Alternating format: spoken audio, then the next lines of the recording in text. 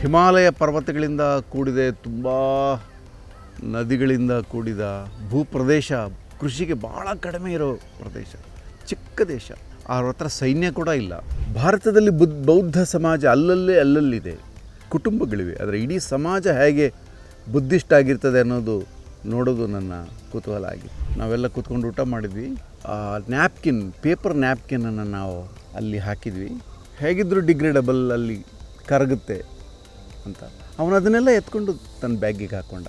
ಜಿಂಕೆಗಳು ಅಪರಿಚಿತ ವಸ್ತುನ ತಿನ್ನಬಹುದು, ಹೀಗಾಗಿ ಬೇಡ ಸರ್ ಅಂಥೇಳಿ. ದೊಡ್ಡ ದೇಶದಿಂದ ಹೋದ ನಮಗೆ ಆ ಪುಟ್ಟ ದೇಶ ಹೆಂಗೆ ತನ್ನ ಸ್ವಚ್ಛತೆಯಿಂದ ಸ್ವಾಗತ ಮಾಡ್ತು ಅಂದರೆ, ಒಂದು ಬಗೆಯಲ್ಲಿ ನಾಚಿಕೆನೂ ಆಗ್ತಾಯಿತ್ತು, ಆ ದೇಶದ ಮೇಲೆ ಅಭಿಮಾನವೂ ಆಗ್ತಾಯಿತ್ತು.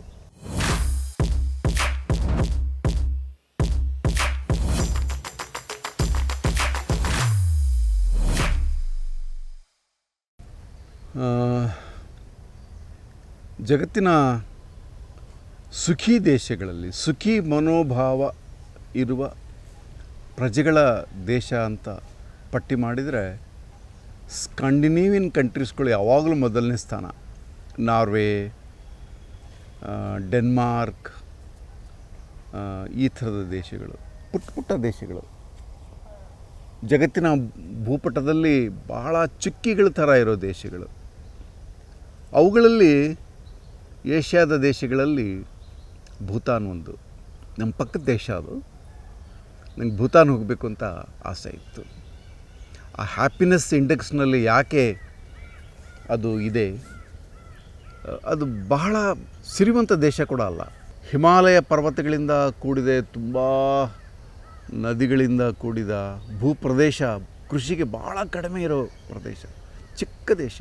ಅವ್ರ ಹತ್ರ ಸೈನ್ಯ ಕೂಡ ಇಲ್ಲ. ಈವನ್ ಸ್ಕಾಂಡಿನೇವಿಯನ್ ಕಂಟ್ರೀಸ್ಗಳಲ್ಲಿ ಕೂಡ ಸೈನ್ಯ ಕೂಡ ಇಲ್ಲ. ಸೈನ್ಯ ಇಲ್ಲ ಮತ್ತು ಪುಟ್ಟ ದೇಶ, ಸುಖಿಯಾಗಿದೆ ಮತ್ತು ಬೌದ್ಧ ದೇಶ. ಹೀಗಾಗಿ ನನಗೆ ಭೂತಾನ್ ಮೇಲೆ ಆಸಕ್ತಿ ಇತ್ತು. ಬುದ್ಧ ಕೂಡ ಯುದ್ಧ ವಿರೋಧಿಯಾಗಿದ್ದ, ಸೈನಿಕ ಕಾರ್ಯಾಚರಣೆಗಳ ವಿರೋಧಿಯಾಗಿದ್ದ ಮತ್ತು ಸುಖದ ಬಗ್ಗೆ, ಮನುಷ್ಯರ ನೆಮ್ಮದಿಯ ಬಗ್ಗೆ ಮಾತಾಡಿದ. ಹೇಗೆ ಆ ಜನ ಈ ಸುಖಿ ಮನೋಭಾವವನ್ನು ಹೊಂದಿದ್ದಾರೆ ಅಂತ ತಿಳ್ಕೊಳ್ಳೋದು ನನ್ನ ಉದ್ದೇಶ ಆಗಿತ್ತು. ನಾವು ಭಾರತದಿಂದ ಭೂಮಾರ್ಗದ ಮೂಲಕ ಭೂತಾನ್ಗೆ ಹೋದ್ವಿ.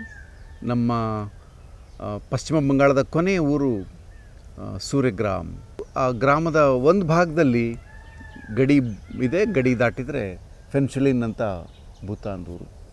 ಸೂರ್ಯಗ್ರಾಮ್ ನಮ್ಮ ದೇಶದ ಕೊನೆ ಹಳ್ಳಿ, ಒಂಥರ ಕಸದ ಬುಟ್ಟಿ ಥರ ಆಗೋಗಿದೆ. ಅಲ್ಲಿ ನಮ್ಗೆ ಬಹಳ ಸಹಜವಾದ ಗಲೀಜು, ಸ್ವಚ್ಛತೆನೇ ಇಲ್ಲ. ಆದರೆ ಗಡಿ ದಾಟಿ ಹೆಜ್ಜೆ ಇಟ್ಕೊಳ್ಳೆ ಫೆನ್ಶುಲಿನಲ್ಲಿ, ಭೂತಾನಲ್ಲಿ ಇಡೀ ನಗರ, ಅದರ ಬೀದಿಗಳು ಚೊಕ್ಕಟವಾಗಿವೆ. ದೊಡ್ಡ ದೇಶದಿಂದ ಹೋದ ನಮಗೆ ಆ ಪುಟ್ಟ ದೇಶ ಹೆಂಗೆ ತನ್ನ ಸ್ವಚ್ಛತೆಯಿಂದ ಸ್ವಾಗತ ಮಾಡ್ತು ಅಂದರೆ, ಒಂದು ಬಗೆಯಲ್ಲಿ ನಾಚಿಕೆನೂ ಆಗ್ತಾಯಿತ್ತು, ಆ ದೇಶದ ಮೇಲೆ ಅಭಿಮಾನವೂ ಆಗ್ತಾಯಿತ್ತು. ನಾವು ಪಾರೋ ಎಂಬ ಅದರ ರಾಜಧಾನಿ ಹೋಗೋಕ್ಕೆ ಕಾಯ್ತಾ ಇದ್ವಿ. ಒಬ್ಬ ಟ್ಯಾಕ್ಸ್ ಡ್ರೈವರ್ ಬಂದ. ಅವನ ಹೆಸರು ಸೋನಮ್ ಅಂತ. ಅವನ ಜೊತೆಗೆ ನಾವು ಒಪ್ಪಂದ ಮಾಡಿಕೊಂಡು ಆ ಪಾರೋ ನಗರಕ್ಕೆ ಹೋಗ್ತಾ ಅವನ ನಡುವೆ ಮಾತಾಡ್ತಾ ಇದ್ದ, ವಿವರಣೆ ಕೊಡ್ತಾ ಇದ್ದ. ನನಗನ್ನಿಸ್ತು, ಇವನೇ ಯಾಕೆ ನಮ್ಮ ಇಡೀ ವಾರದ ಭೂತಾನಿನ ತಿರುಗಾಟದಲ್ಲಿ ಗೈಡ್ ಆಗಬಾರ್ದು ಅಂತ. ಅವನಿಗೆ ರಿಕ್ವೆಸ್ಟ್ ಮಾಡಿದ್ವಿ, ನೋಡಪ್ಪ, ನಾವು ನಿಮ್ಮ ದೇಶದ ಟೂರಿಸ್ಟ್ ಸ್ಪಾಟ್ಗಳನ್ನ ನೋಡೋಕ್ಕೆ ಬಂದವರಲ್ಲ, ನಿಮ್ಮ ಜನಜೀವನನ, ನಿಮ್ಮ ನದಿಗಳನ್ನು, ನಿಮ್ಮ ಕಾಡನ್ನು ನೋಡೋಕ್ಕೆ ಬಂದವರು, ನಮಗೆ ತಿರುಗಾಡಿಸು, ಬೇರೆ ಗೈಡ್ ಬೇಡ ಅಂತ. ಅವನು ಒಪ್ಕೊಂಡ. ಒಂದು ವಾರ ಕಾಲ ಅವನು ನಮ್ಮ ಜೊತೆಲಿದ್ದ. ಅಲ್ಲಿನ ಬಹಳ ಪ್ರಸಿದ್ಧ ಜಾಗವಾಗಿರುವ ಟೈಗರ್ ನೆಸ್ಟ್ ಕರ್ಕೊಂಡೋದ, ಪಾರುಗೆ ಕರ್ಕೊಂಡೋದ, ಅನೇಕ ಪ್ರಾಚೀನ ವಿಹಾರಗಳಿಗೆ ಕರ್ಕೊಂಡೋದ. ಭಾರತದಿಂದ ಬುದ್ಧಿಸಮ್ ಹೋಗಿ ಅಲ್ಲಿ ನೆಲೆಸಿದೆ ಮತ್ತು ಇಡೀ ದೇಶ ಒಂದು ಬುದ್ಧಿಸ್ಟ್ ಸೊಸೈಟಿ. ಭಾರತದಲ್ಲಿ ಬೌದ್ಧ ಸಮಾಜ ಅಲ್ಲಲ್ಲಿದೆ, ಕುಟುಂಬಗಳಿವೆ. ಆದರೆ ಇಡೀ ಸಮಾಜ ಹೇಗೆ ಬುದ್ಧಿಸ್ಟ್ ಆಗಿರ್ತದೆ ಅನ್ನೋದು ನೋಡೋದು ನನ್ನ ಕುತೂಹಲ ಆಗಿತ್ತು. ಟೈಗರ್ ನೆಸ್ಟ್ ಅಂತೂ ಅದ್ಭುತವಾದ ಒಂದು ಚಾರ್ಡ. ಅದೊಂದು ಹುಲಿಯ ಬಾಯಿಯ ಹಾಗೆ ಕಾಣುವ ಒಂದು ಅತ್ಯಂತ ಎತ್ತರವಾದ ಪರ್ವತ. ಅದು ಇಡೀ ದಿನಾಚರಣೆ ಮಾಡಬೇಕು. ಮತ್ತು ಒಂದು ಹುಲಿ ಸವಾರಿ ಮಾಡಿ ಒಬ್ಬ ಬೌದ್ಧ ಯತಿ ಅಲ್ಲಿ ಹೋಗ್ತಾನೆ, ಒಬ್ಬ ರಾಣಿಯನ್ನು ಒಲಿಸ್ಕೊಳ್ತಾನೆ. ಈ ಥರದ್ದೆಲ್ಲ ಕಥೆಗಳಿವೆ. ಮಾತ್ರ ಭೂತಾನ್ಗೆ ಹೋದರೆ ನಾವು ನೋಡಲೇಬೇಕಾದ ಜಾಗಗಳಲ್ಲಿ ಟೈಗರ್ ನೆಸ್ಟ್ ಒಂದು. ನಾನು ನಿಜವಾಗ್ಲೂ ಈ ದೇಶದ ಬಗ್ಗೆ ಹೇಳೋದಕ್ಕಿಂತಲೂ ನನ್ನ ಕಾರ್ ಡ್ರೈವರ್ ಸೋನಮ್ ಬಗ್ಗೆನೇ ಹೇಳೋಕ್ಕೆ ಬಯಸ್ತೀನಿ.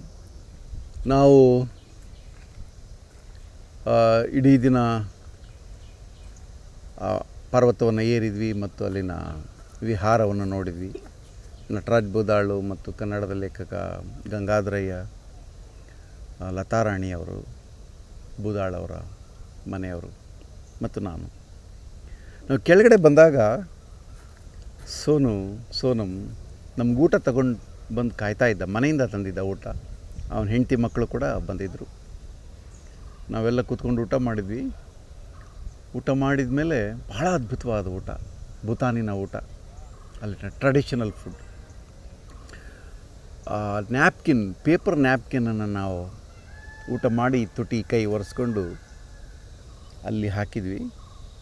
ಅದು ಹೇಗಿದ್ದರೂ ಡಿಗ್ರೇಡಬಲ್, ಅಲ್ಲಿ ಕರಗುತ್ತೆ ಅಂತ ಅವನು ಅದನ್ನೆಲ್ಲ ಎತ್ಕೊಂಡು ತನ್ನ ಬ್ಯಾಗಿಗೆ ಹಾಕ್ಕೊಂಡ.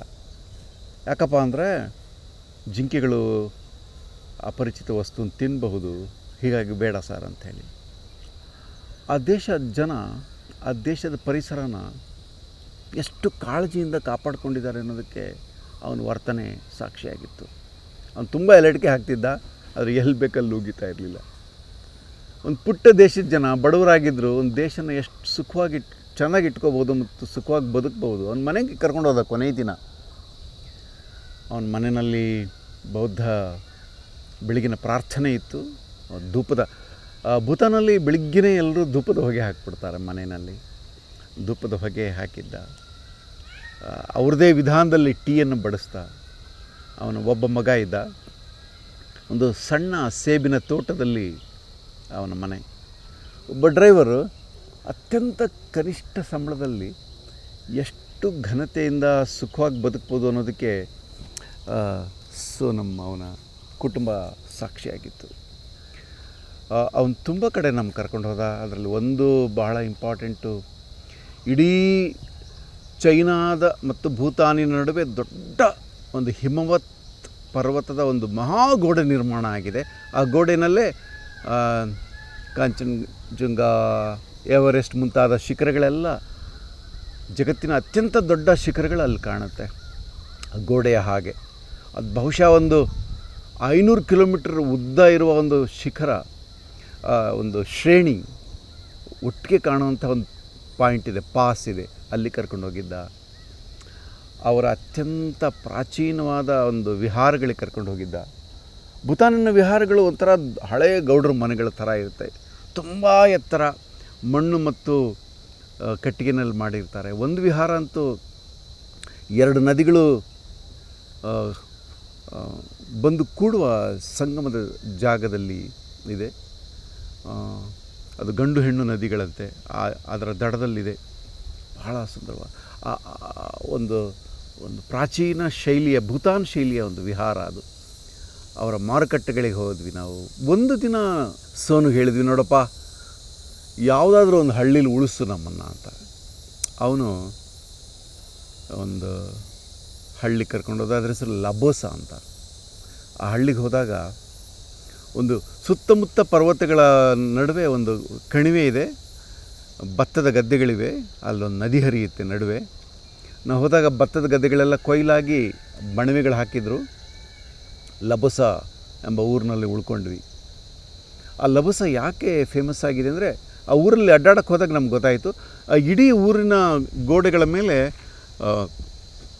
ಒಂದು ಶಿಷ್ಣದ ಚಿತ್ರವನ್ನು ಬರೆಯಲಾಗಿತ್ತು.